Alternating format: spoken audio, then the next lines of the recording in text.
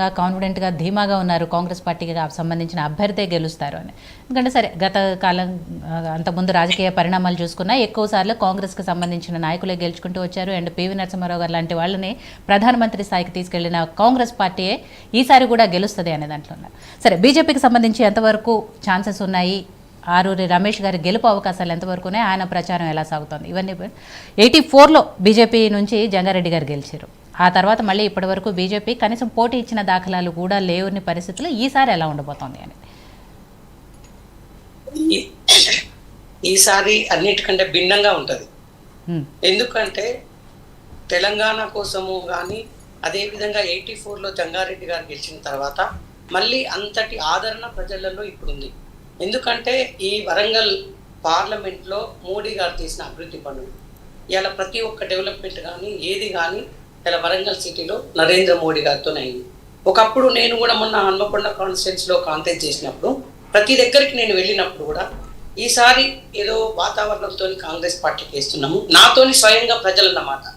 వచ్చేసారి మాత్రం మేము పార్లమెంట్ మాత్రం మోడీకే ఇస్తాం. ఇప్పుడు నేను తిరుగుతున్న క్రమంలో కూడా ఎక్కడ కానీ నేను ప్రచారం చేసడానికి ఎక్కడికి పోయినా కానీ ఇలా తిరుగుతున్న క్రమంలో ఆరూరి రమేష్ గారు తెలంగాణ కోసం ఉద్యమం చేసిండు, ఇలా నరేంద్ర మోడీ గారు అభివృద్ధి పనులు, ఇలా ప్రతి ఒక్క డెవలప్మెంట్ హన్మకొండ సిటీలో కానీ వరంగల్ పార్లమెంట్లో కానీ ఎక్కడ కానీ ఇలా నరేంద్ర మోడీ గారు చేసిన అభివృద్ధి పనులే ఉన్నాయి. కాబట్టి తప్పకుండా ఈసారి మోడీ, దేశం కోసం మోడీ అనే ఒక నినాదం మాత్రం మొన్నటిసారి ఏ విధంగా బీఆర్ఎస్ ను ఓడించాలనే ఒక లక్ష్యంతో ప్రజలందరూ కంకణం కట్టుకుని కాంగ్రెస్ పార్టీకి ఈ విధంగా వేసిండ్రో ఒక వాతావరణం వచ్చిందో ఈ రోజు కూడా అదే వాతావరణం ఈసారి దేశం కోసం నరేంద్ర మోడీకి వేయాలి, నరేంద్ర మోడీ గారు ఉంటేనే దేశం బాగుంటుంది అనేది ప్రజలందరూ కూడా విశ్వసిస్తూ ఉన్నారు, నమ్ముతున్నారు. అదేవిధంగా ఇలా సరే అంతకుముందు బీఆర్ఎస్ పార్టీలో ఉన్న ఆరూరి రమేష్ గారు తెలంగాణ కోసం ఉద్యమం చేసిండు.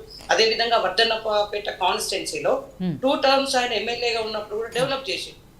ఎక్కడ కూడా అవినీతి లేకుండా అక్రమం లేకుండా వర్ధన్నపేట కాన్స్టిట్యున్సీ డెవలప్ అయింది. అదేవిధంగా ఇవాళ వరంగల్ పార్లమెంటును చేయడానికి కూడా అవకాశం ఉంది.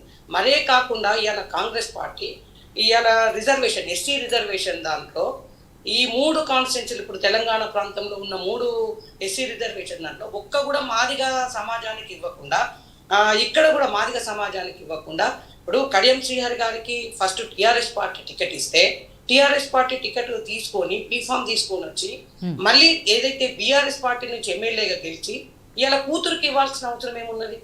ఇలా ఎమ్మెల్యేగా బీఆర్ఎస్ పార్టీ నుంచి మళ్ళీ టీఆర్ఎస్ పార్టీ టికెట్ ఇచ్చిన తర్వాత మళ్ళీ కాంగ్రెస్ లోకి రావాల్సిన అవసరం ఉంది. కాంగ్రెస్ పార్టీకి క్యాండిడేట్స్ లేరా?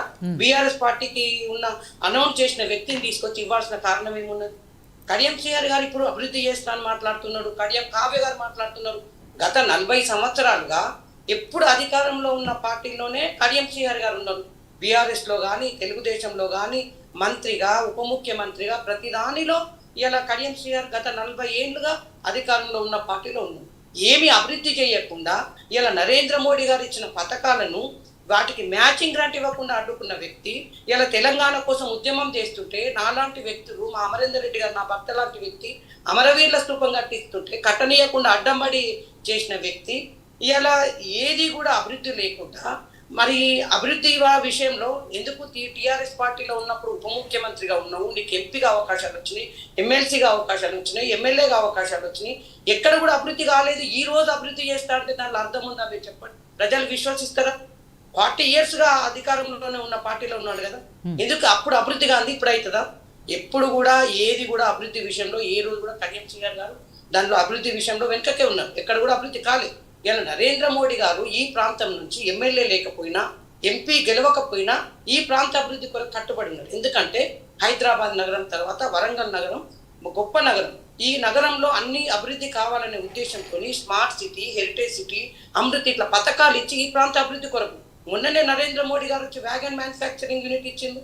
అదేవిధంగా ఇవాళ సూపర్ స్పెషాలిటీ హాస్పిటల్. అంటే ఈ పథకాల ద్వారా అభివృద్ధి మేమేమీ గెలవకన్నప్పుడే అంటే టీఆర్ఎస్ పార్టీకి సంబంధించిన ఎంపీ ఉన్నా కూడా ఆయన అడగకపోయినా బీజేపీ నరేంద్ర మోడీ గారు మన ప్రధానమంత్రిగా ఈ ప్రాంత అభివృద్ధి కొరకు కట్టుబడి పనిచేసింది.